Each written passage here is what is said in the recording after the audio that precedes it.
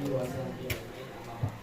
Syukur alhamdulillah kita sama-sama kita panjatkan puji dan syukur kepada Allah Subhanahu wa taala yang mana oleh Allah pada siang hari ini kita masih diberikan kesempatan umur panjang sehingga kita dapat sama-sama berkumpul di sekolah yang kita cintai.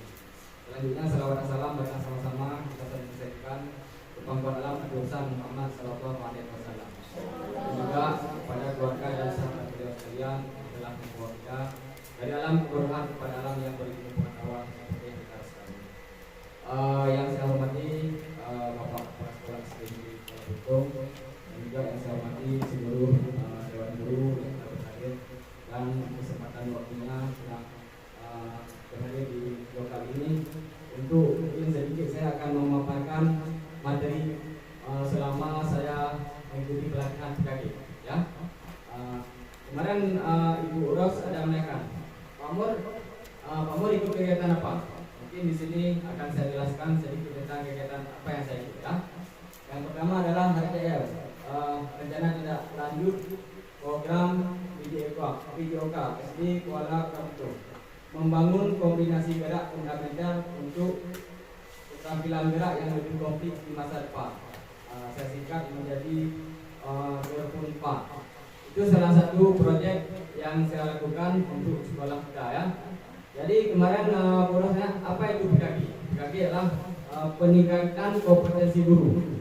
Itu semua guru bidang studi dia harus meningkatkan dirinya sendiri maupun berkelompok ya. Jadi di sini mungkin kedepannya semua guru bidang studi juga akan dipanggil untuk mengikuti sebuah pelatihan yang tujuannya meningkatkan kompetensi guru seluruh Indonesia. Yang sedang berjalan itu bahasa Inggris. Mungkin itu kedepannya ada bidang-bidang studi lain. Baik, saya akan langsung ke materinya.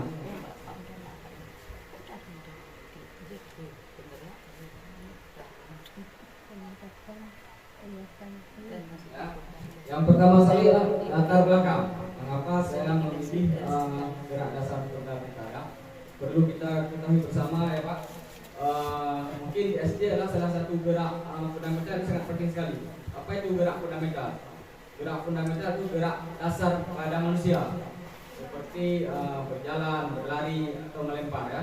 Kalau di sekolah-sekolah mungkin wali kelas sudah pernah dengar saat saya kasih nilai. Apa itu Pak Mur? Gerak lokomotor, non lokomotor, dan manipulatif. Itu merupakan gerak dasar. Sebenarnya proyek yang dikasih sama pasien di sana ada 3 Pak.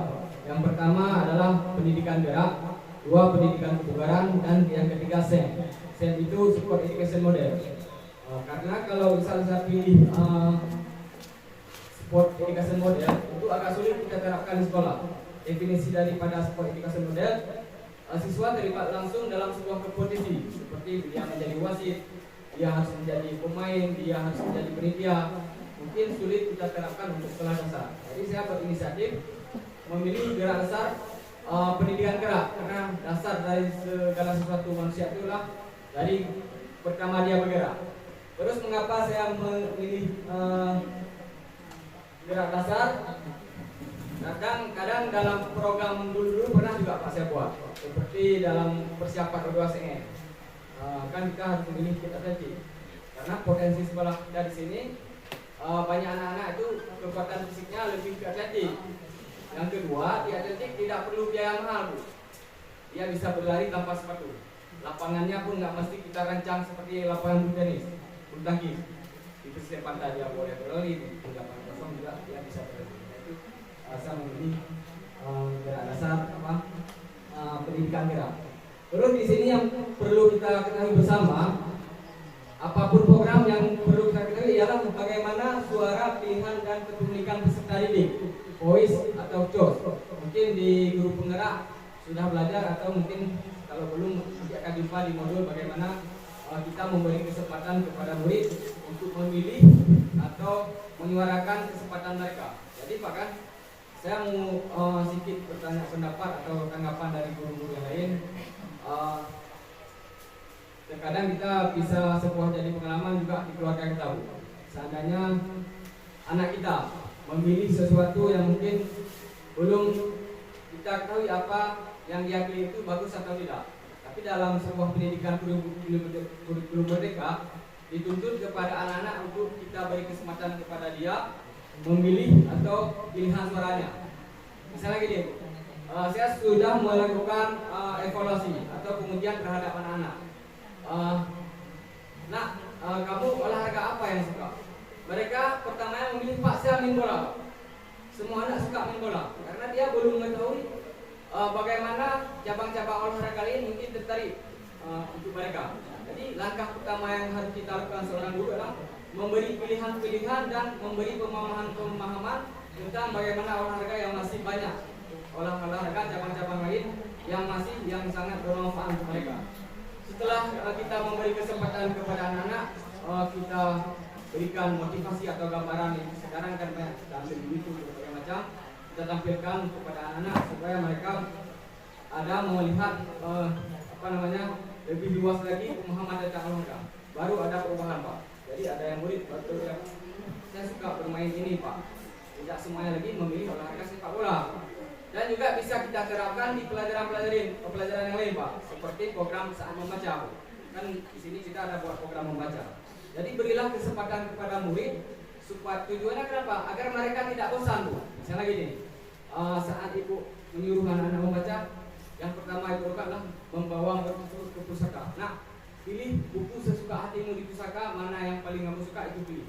Sebagai motivasi dan jangan nanti anak terlalu bosan. Seperti kemarin tuh, coba mengerti dua bawah. Jadi tanya yang itu. Sebenarnya itu sudah tidak memberi kesempatan kepada anak-anak untuk memilih dan bersuara. Itu poin pentingnya. Terus kita lanjut. Makmur, saya izin ya. Boleh ya, saya izin ya. Makmur lanjut ya terus ya. Pokoknya sampai selesai Bapak Ibu, Ibu-ibu mohon diikuti selesai. Jadi ini menjadi, kalau saya dengar tadi ini tentang pembelajaran diferensiasi. Jadi siswa berikan hak untuk memilih sesuai dengan bakat minat dia sesuai. Ini Pak Mur lanjut terus Pak Mur ya.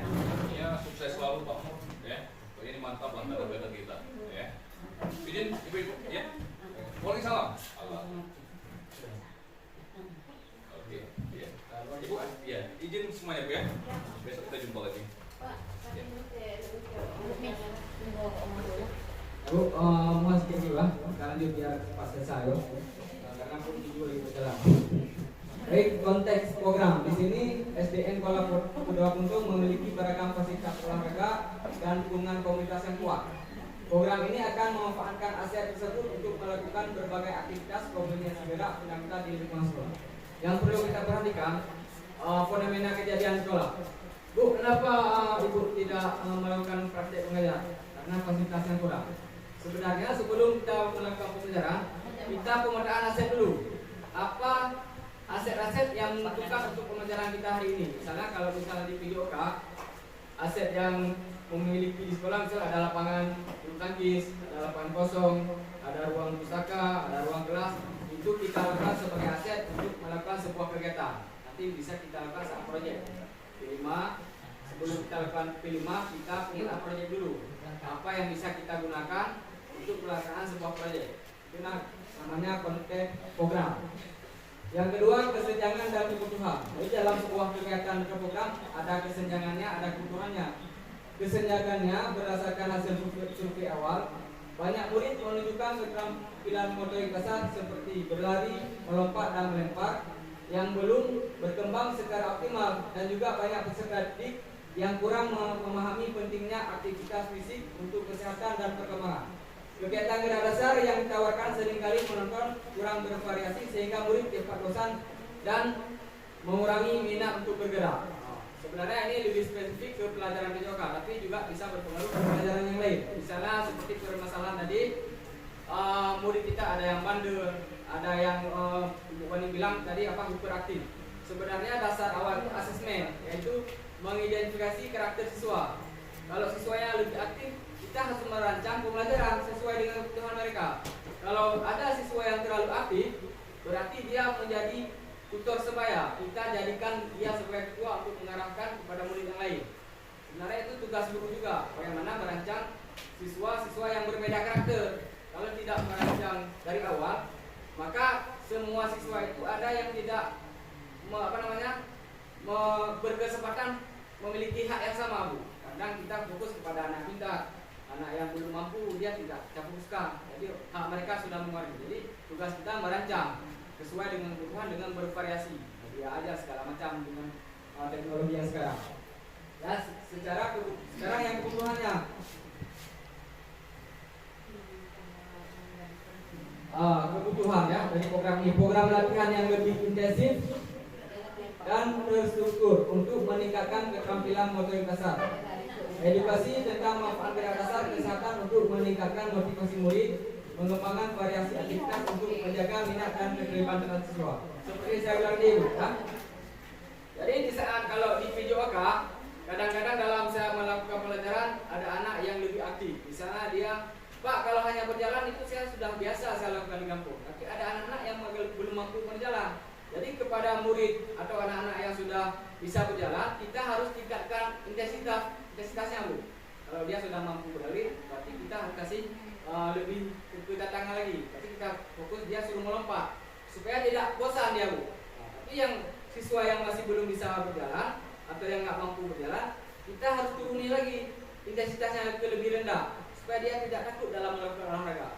Kan kita pernah pengalaman, mungkin Ibu dulu pernah jadi murid, kalau di saat suruh main bola voli sama olahraga, saya nggak mau, Pak, tangan saya sakit saat memukul voli. Kan sering itu. Jadi tugas guru olahraga itu merancang dari bola voli yang sebenarnya kita modifikasi dengan bola yang ringan. Tapi bagi murid yang sudah profesional, sudah bisa mampu, saat kita kasih bola lembek dia komplit itu. Pak, saya nggak mau bola ini, kayak mana main terlalu lembek, karena dia memang sudah menguasai. Jadi kita harus benar-benar memberi dia bola yang sebenarnya, karena berbeda karakter, berbeda kemampuan fisik kita. Oke, kita lanjut lagi, Pak. Jadi tujuan program yang saya jalankan di sini, yang pertama memfasilitasi murid untuk mengungkapkan pendapat mengenai kegiatan dasar mereka lakukan di sekolah. Ya, seperti saya bilang tadi, kita berikan kesempatan kepada murid untuk bisa mengungkapkan bagaimana perasaan mereka, apa yang harus dia kerjakan. Kita juga seorang guru harus memberikan kesempatan. Yang kedua, menyediakan berbagai jenis aktivitas gerak dasar yang menunjukkan murid lebih sesuai dengan minat. Jadi kita nggak memberikan satu pilihan, ya. Misalnya saya tampilkan ada push up, ada squat jump, ada berjalan di tempat. Mungkin bagi siswa yang sudah kuat dia bisa melakukan push up. Tapi bagi siswa yang lemah dia akan tidak mampu melakukan push up, bisa memilih gerakan yang lebih ringan. Itu adalah memberikan kesempatan dan pilihan kepada murid. Yang ketiga, melibatkan murid dalam perencanaan dan evaluasi kegiatan gerak dasar untuk meningkatkan rasa tanggung jawab dan kepemilikan terhadap proses pembelajaran. Saya ingin tanyakan sedikit kepada guru-guru di sini, mungkin apa itu, Bu, rasa kepemilikan siswa dalam suatu kegiatan? Kalau menurut Bu Khadijah, apa itu rasa kepemilikan saat sebuah program kita jalankan? Bisa dijelaskan? Jadi nomor 3, melibatkan murid dalam merencanakan dan evaluasi kegiatan gerak dasar untuk meningkatkan rasa tanggung jawab dan kepemilikan terhadap proses pembelajaran. Maksud kepemilikan dalam proses pembelajaran menurut Ibu itu apa? Ya ada jangan menonton dari saya aja, Bu. Baik, terima kasih kesempatannya. Assalamualaikum warahmatullahi wabarakatuh. Bagaimana kita ketahui sekarang kan pembelajarannya harus merdeka, ya. Jadi kita harus memberi kesempatan kepada murid kita untuk memilih mana yang dia suka, kebutuhannya misalnya dalam olahraga. Jadi kan di sini siswa kita nggak semua mengetahui jenis cabang olahraga. Jadi kita harus memberi tahu mereka dulu ini olahraganya kan ada beberapa macam. Nah di situ nanti kita akan menanyakan pada siswa mana yang mereka pilih untuk mereka kan bisa memilih mana yang mereka ingin, kebutuhan yang mereka lebih pasti, olahraga yang mana yang mereka sukai. Menurut saya seperti itu, Pak. Terima kasih. Assalamualaikum warahmatullahi wabarakatuh. Baik, sangat luar biasa ya. Kita tepuk tangan dulu buat guru.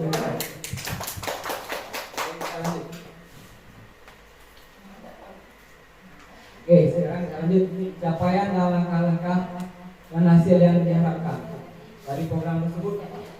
Pasti kita semua mengharapkan sesuatu dari kegiatan tersebut. Jadi yang pertama, merasa suara mereka dihargai. Jadi kita sebagai guru memberi kesempatan kepada murid saat pilihan mereka, suara mereka, itulah apa yang diharapkan, siswa merasa mereka dihargai dan terlibat aktif dalam perencanaan kegiatan program gerak dasar fundamental untuk gerak yang lebih konkret masa depan. Jadi saat kita lepas sebuah program, bukan hanya guru saja yang terlibat, kita juga harus memanggil murid untuk bisa terlibat aktif dalam sebuah program, supaya di situ murid bisa belajar bagaimana menjadi penelitian, sehingga mereka bisa berkembang untuk hidup di masyarakat ke depannya. Ya. Terus siswa dapat memilih dari berbagai jenis kegiatan gerak dasar yang sesuai dengan minat dan kebutuhan mereka. Kembali lagi seperti saya katakan tadi, juga kita memberikan kesempatan kepada murid untuk memilih sesuai dengan kebutuhan dan minat yang mereka inginkan.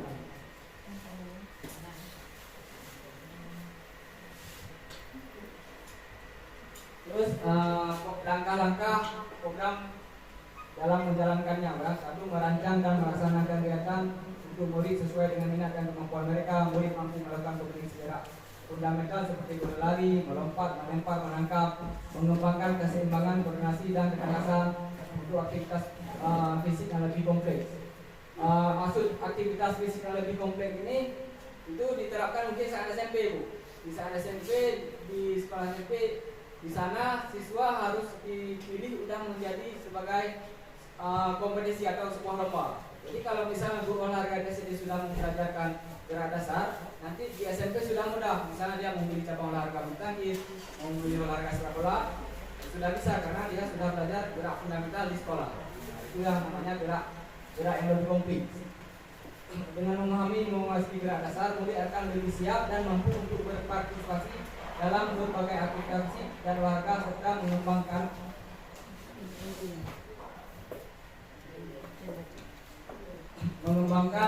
keterampilan yang akan berguna sepanjang hidup mereka. Nah, terus struktur program dan mitra dalam komunitas belajar. Skala program ini akan melibatkan seluruh murid dengan fokus pada kelas 3, kelas 4, kelas 5 dan kelas 6. Ya. Jadi dalam program ini saya libatkan cuma kelas 3, kelas 4, kelas 5, kelas 6. Kenapa saya libatkan kelas 3, 4, 5, 6? Karena memang saya mengajar di kelas tersebut. Terus pengaturan program yang dilakukan, program akan berlangsung selama 1-3 bulan dengan kegiatan utama dengan setiap minggu. Itu sebenarnya termasuk dalam kurikulum seperti Bapak bilang tadi. Kita melakukan di awal pembelajaran boleh, 2 jam sebelum pembelajaran ataupun di hari Sabtu pun boleh juga. Itu namanya maksud dari kurikulum adalah tidak bukan di luar dari jam pelajaran. Itu namanya kurikulum, masih dalam proses pembelajaran. Ya. Terus kita dalam komunitas belajar melibatkan kepala sekolah. Dalam setiap proyek ataupun P5 juga harus kita libatkan kepala sekolah. Guru PJOK, sekretari, wali kelas, pengurus UKS. Sebenarnya ada sama itu bisa masih siapa pengurus UKS. Kenapa kita libatkan UKS? Karena setiap kegiatan mungkin ada insiden jadi dalam apa terhadap siswa sudah ditanggapi oleh respon oleh ketua UKS atau pengurusnya. Terus murid sebagai tutor saya dan perwakilan orang tua murid. Sebenarnya dalam proyek ini kita harus libatkan orang tua murid. Tapi kan karena ini apa namanya, mungkin saat kita buat secara nyata itu memang harus kita libatkan wali murid.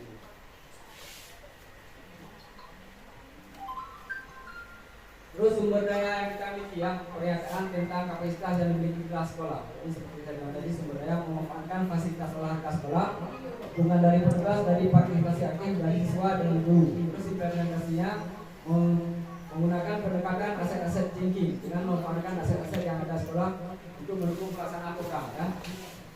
Dan terus kemungkinan dan tantangan dan solusi. Setiap program atau kegiatan pasti ada tantangannya. Tantangannya kurangnya partisipasi murid. Nah, itu permasalahan juga ya. Kadang saat kita lakukan ada yang murid asik lalai sendiri di sana, nggak fokus dengan kegiatan kita, itu sebuah tantangan bagi kita. Terus solusinya meningkatkan motivasi dengan memberikan penghargaan.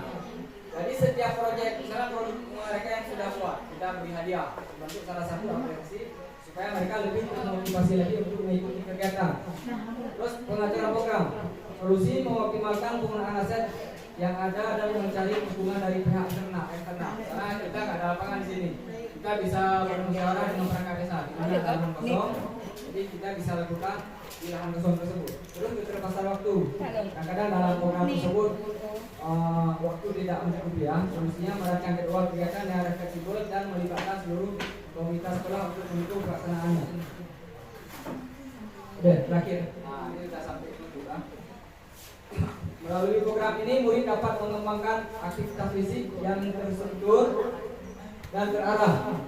Anak-anak belajar mengenali potensi tubuh mereka, meningkatkan koordinasi, keseimbangan dan kekuatan serta mengembangkan keterampilan sosial seperti kerjasama dan sportivitas dan kecerdasan juga bukan hanya tentang meningkatkan keterampilan fisik murid, tetapi juga membantu mendatang perkembangan kesehatan dan kesehatan mereka secara keseluruhan. Itu ya, Bu. Terima kasih. Cukup di sini pemaparan saya. Mungkin ada pertanyaan. Saya akan berikan kesempatan kepada ibu-ibu untuk yang mau bertanya. Silakan. Ada Bu? Sebenarnya ini apa namanya? Kita lakukan itu sudah kegiatan lain, makanya terasa bosan. Bukan dari awal program kita. Kita udah dulu dari tadi dari jam 11 kita bosan sebenarnya Pak. Hanya tugasnya. Bagaimana kita menunjukkan kayak yang Pak bilang tadi untuk anak kelas rendah, misalnya kelas 1 dan 2, untuk memilihkan mana yang dia senang, kebakaran ke mana. Baik, itu pertanyaan senang. Sebenarnya di sini dari pertama saya mengajar ini saya belum mengajar kelas rendah, ya. Paling rendah cuma 3 tahun sekarang. Tapi walaupun kelas 1, kelas 3 itu nggak ada bedanya dengan Bapak, nggak memberi kesempatan. Tapi beda dengan guru SMA, guru SMP. Kalau guru SD kita lebih bimbingannya lebih fokus lagi Bu. Kalau misalnya guru SMA hanya sekedar mereka bilang oleh guru sudah selesai. Tapi kalau tingkat SD, tingkat kelas 6 aja butuh bimbingan intensif terhadap setiap pilihan mereka. Nggak bisa kita seperti di PNM Bernala kritis. Di SD memang harus kita tuntun Bu. Kita pancing dulu mereka. Misalnya terhadap satu pihak, pancing dengan pemahaman dulu biar dia pikirannya terbuka nanti, baru dia bisa memilih.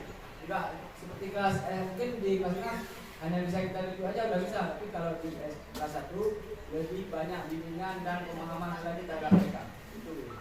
Yang lain Bu.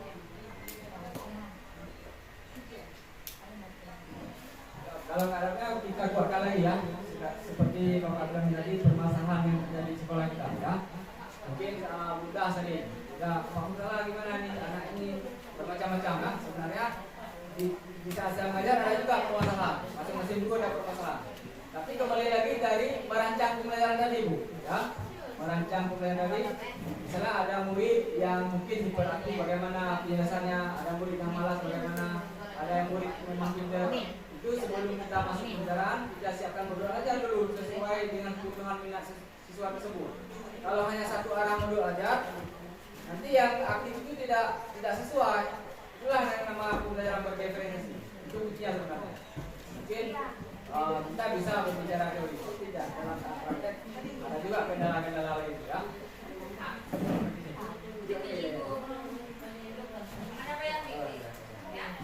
Ya. Jadi kan di Google diferensiasi. Tadi kan Bapak bilang kalau misalnya minat aktor ya, ada yang kurang mampu, ada yang mampu. Jadi kan Bapak menilai nanti aku juga praktis ini. Ya Bu. Saya lihat masing-masing kemampuan anak itu sesuai dengan modul. Tapi kan modul jangan satu aja. Jangan satu aja modul. Sebenarnya kalau di CGP itu ada namanya kinestetik, apa namanya lagi? Visual, masih ingat Bu? Video, audio, visual, kinestetik. Ya, ketiga itu berpreferensi. Ada yang model pembelajarannya mengelompokkan murid dulu. Misalnya setelah pemetaan aset, setelah asesmen awal, ini murid yang kinestetik, ini murid yang audio, ini murid yang visual. Kita kelompokkan. Ada yang model kita dulu harus tampilkan ketiga-tiganya. Nanti murid menyerap sendiri, oh dia yang lebih kinestetik, oh itu bidang saya itu, lebih fokus mungkin ya. Tapi ada juga yang mengelompokkan murid. Tadi ada saya diskusi, saya tanyakan ke itu Bu, apa kita harus mengelompokkan murid atau memang harus kita seorang guru menyiapkan ketiganya, ya? Tapi ya itu tidak mesti satu pilihan. Boleh juga guru yang mengelompokkan murid, boleh juga kita sebagai guru menyiapkan ketiga medianya aja kepada peserta didik tersebut. Yang seperti Bu yang bilang memang dari modul di situ memang kita harus merancang. Karena kalau mungkin di kurikulum Merdeka saya kurang memahami dari modul aja, karena dibahas di lagi itu lebih ke kebutuhan peserta didik di sekolah. Gitu. Ada yang lain? Yang lain ada lagi? Pak, kan cuma warna. Ya, biar kalau enggak biar dibentuk karena itu video berjalan. Oke, baik. Sebelum saya tutup, saya ucapkan terima kasih dulu kepada Ibu yang telah memberikan waktu kepada saya untuk mempresentasikan program saya ya.